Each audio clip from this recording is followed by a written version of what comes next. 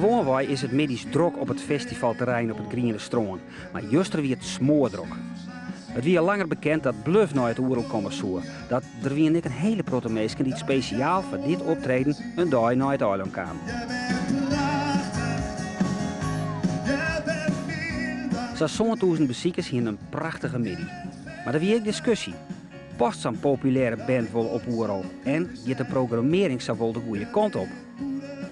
Als ik dan zie hoeveel mensen hierop afkomen, denk ik van nou, of het nou echt een oerol is, dat weet ik niet meer. Het zit op het grandje, op de grens denk ik.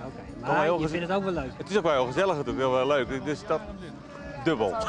Oerol draait niet om de grote namen, het is gewoon lekker samen zijn, nieuwe dingen ontdekken. Het is wel ons groene strand en het is nu helemaal overwoeld met dagjesmensen. Maar je gaat er wel heen.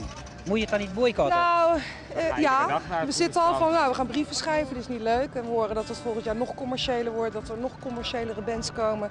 Dat je dan entree moet gaan betalen voor het groene strand. En jammer. De oerelorganisatie zei dat het absoluut net in de bedoeling luidt om te grote publieksloekers à la Bluff naar het eiland te hellen. En dat je er haast van betellie matten, verwijzen ze ook naar het loon van de fabeltjes.